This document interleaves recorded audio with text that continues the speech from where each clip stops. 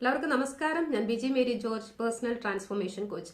ജീവിതത്തിൽ അടിമുടി ഒരു മാറ്റം ആഗ്രഹിക്കുന്നുണ്ടെങ്കിൽ അതിനുവേണ്ടിയുള്ള എഫേർട്ട് എടുക്കാനായിട്ട് തയ്യാറാണ് എന്നുണ്ടെങ്കിൽ ഇവിടെ കൊടുത്തിരിക്കുന്ന നമ്പറിൽ കോൺടാക്ട് ചെയ്താൽ കോച്ചിങ്ങിനെ പറ്റിയും വർക്ക്ഷോപ്പുകളെ പറ്റിയൊക്കെയുള്ള ഡീറ്റെയിൽസ് ലഭിക്കുന്നതായിരിക്കും. അപ്പോൾ നമുക്ക് ഇന്നത്തെ ടോപ്പിക്കിലേക്ക് വരാം. നമ്മുടെ ജീവിതത്തിൽ നിരന്തരമായിട്ട് നമ്മളെ ഏതെങ്കിലുമൊക്കെ രീതിയിൽ വേദനിപ്പിച്ചുകൊണ്ടിരിക്കുന്ന ആളുകൾ ഉണ്ടെങ്കിൽ നമ്മൾ സാധാരണ അവിടെ ചെയ്യുന്ന കാര്യം എന്ന് പറയുന്നത് വാക്കുകൾ കൊണ്ട് അവരോട് പ്രതികരിച്ചുകൊണ്ടിരിക്കുക എന്നുള്ളതാണ്. അപ്പോൾ നമ്മൾ സാധാരണഗതിയിൽ ചിന്തിക്കുന്നത് ഇപ്പോൾ അവർ നമ്മളോട് ചെയ്യുന്നത് പോലെ തന്നെ തിരിച്ച് അവരോടും ചെയ്യുക എന്നുള്ളതാണ്. അതായത് ഇപ്പോൾ ഉരുളക്കുപ്പേരി പോലെ അല്ലെങ്കിൽ ചുട്ട മറുപടി കൊടുക്കുക എന്നൊക്കെ പറയുന്നത് പോലെ. പക്ഷെ നമ്മൾ ഇങ്ങനെ ചെയ്യുമ്പോൾ നമുക്കൊരു ടെമ്പററി സാറ്റിസ്ഫാക്ഷൻ ഒക്കെ നമുക്കൊരു സന്തോഷം തോന്നുന്നുണ്ടാവും. പക്ഷെ പിന്നീട് പലപ്പോഴും നമ്മുടെ മനസ്സിനെ അത് നശിപ്പിക്കുകയാണ് ചെയ്യുന്നത്. കാരണം നമ്മൾ അവിടെ നമ്മുടെ ഒരു ഈഗോ സെൽഫിന് ഒരു ഫുഡ് കൊടുക്കുന്നത് പോലെയാണ് ഇത്തരത്തിലുള്ള പ്രതികരണം എന്നൊക്കെ പറയുന്നത്.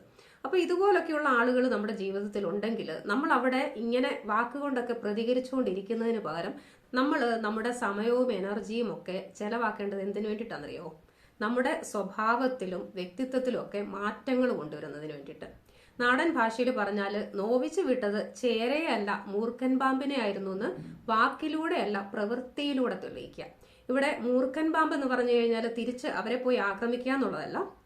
ശരിക്കും പറഞ്ഞാൽ ഈ പാമ്പിന്റെ വിഷം എന്ന് പറയുന്നത് അതിന്റെ സെൽഫ് ഡിഫെൻസ് അല്ലെങ്കിൽ സ്വയരക്ഷയ്ക്ക് വേണ്ടിയിട്ടുള്ളതാണ്. അതിന് പലപ്പോഴും ജീവന് ഒരു അപായം വരുമ്പോഴാണ് അത് ഇതെടുത്ത് പ്രയോഗിക്കുന്നത്. ചേരയെ കണ്ടാൽ അതിനെ തല്ലിക്കൊല്ലാനായിട്ട് ആളുകൾക്ക് യാതൊരു മടിയും ഉണ്ടാവില്ല അല്ലേ? എന്നാൽ മൂർഖൻ പാമ്പ് ഇങ്ങനെ പത്തി വിടർത്തി നിൽക്കുന്നത് കണ്ടു കഴിഞ്ഞാൽ അതിൻ്റെ അടുത്തേക്ക് പോയി അതിനെ എന്തെങ്കിലും ഒന്ന് ചെയ്യാനായിട്ട് ആരായാലും ഒന്ന് മടിക്കുമല്ലേ? അതുപോലെ തന്നെ ഇപ്പം നമ്മൾ ഒരു ആർക്കും തട്ടിക്കളിക്കാവുന്ന ഒരു പാവയായി വെറും സോഫ്റ്റായി ഇരുന്നു കഴിഞ്ഞാൽ ചുറ്റുമുള്ള പലരും അത് മുതലെടുത്തു നിന്നിരിക്കും. അത് എന്തുകൊണ്ടാണ് അവരങ്ങനെ ചെയ്യുന്നതെന്ന് വെച്ച് കഴിഞ്ഞാൽ നമ്മൾ അവിടെ ഒന്നും പ്രതികരിക്കില്ല, നമ്മളോട് എങ്ങനെ പെരുമാറിയാലും നമ്മൾ ഒന്നും മിണ്ടാതെ ഇരുന്നോളും, നമ്മൾ എല്ലാം നിശബ്ദമായിട്ട് സഹിച്ചുകൊണ്ടിരുന്നോളും എന്നൊക്കെ ചിന്തിക്കുന്നത് കൊണ്ടാണ് അവരിങ്ങനെ ചെയ്യുന്നത്. അപ്പൊ നമ്മൾ അവിടെ ചെയ്യേണ്ടത് എന്താന്ന് വെച്ച് കഴിഞ്ഞാൽ നമ്മളെ മാനസികമായിട്ടും വൈകാരികമായിട്ടും ഒക്കെ സ്ട്രോങ് ആക്കാനുള്ള കാര്യങ്ങളാണ് നമ്മൾ അവിടെ ചെയ്യേണ്ടത്. അതായത് നമ്മുടെ സെൽഫ് ഡിഫെൻസ് മെക്കാനിസം, നമ്മുടെ സ്വയ സംരക്ഷണത്തിന് വേണ്ടിയിട്ടുള്ള സെൽഫ് ഡിഫെൻസ് മെക്കാനിസം ബിൽഡപ്പ് ചെയ്യാനാണ് നമ്മൾ ശ്രമിക്കേണ്ടത്.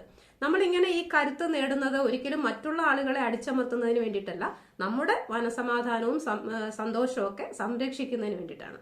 ഒരു ഉദാഹരണം പറഞ്ഞാൽ നമ്മളെ ഒരു കാര്യവും ഇല്ലാതെ കളിയാക്കാനും അപമാനിക്കാനും താഴ്ത്തിക്കെട്ടാനും ഒക്കെ ശ്രമിക്കുന്ന ആളുകളോട് നമ്മളിപ്പോൾ വാക്ക് തർക്കത്തിന് പോയാൽ ഭൂരിപക്ഷം കേസുകളിലും അവിടെ പ്രത്യേകിച്ച് യാതൊരു പ്രയോജനവും ഉണ്ടാവാറില്ല. നമ്മളൊരു ആർഗ്യുമെന്റ് നടത്തി നമ്മുടെ കുറെ സമയവും എനർജിയും കൂടെ അവിടെ ചെലവാക്കാം എന്നുള്ളതല്ലാതെ അവിടെ ഒരിക്കലും ആ ഒരു പ്രശ്നത്തിന് പലപ്പോഴും പരിഹാരം ഉണ്ടാവാറില്ല. അവർ അത്തരം പ്രവൃത്തികൾ വീണ്ടും വീണ്ടും ആവർത്തിച്ചുകൊണ്ടേയിരിക്കും. ഇങ്ങനെയുള്ള ഒരു സാഹചര്യത്തിൽ നമ്മൾ ചെയ്യേണ്ടത് ആവശ്യം വന്നാൽ പ്രതികരിക്കാനും ശക്തമായ ആക്ഷൻ എടുക്കാനും ഒക്കെ കഴിവുള്ള ഒരു വ്യക്തിയായി നമ്മളെ മാറ്റിയെടുക്കുക എന്നുള്ളതാണ്. അങ്ങനെയാണെങ്കിൽ അവിടെ ആ രീതിയിലൊക്കെ നമ്മളോട് പെരുമാറുന്നതിന് മുൻപ് അവരൊന്ന് ആലോചിക്കും. അപ്പൊ നമ്മൾ ജീവിതത്തിൽ ഈ ഒരു അവസ്ഥയിലൂടെ ഒക്കെ കടന്നു പോകുന്നുണ്ടെങ്കിൽ അവിടെ വാക്കുകൾ കൊണ്ട് പ്രതികരിച്ച് സമയം കളയുന്നതിന് പകരം നമ്മുടെ ഉൾക്കരുത്തും മനക്കരുത്തും ഒക്കെ വർദ്ധിപ്പിക്കാനായിട്ടുള്ള കാര്യങ്ങൾ ചെയ്യാനായിട്ട് നോക്കുക.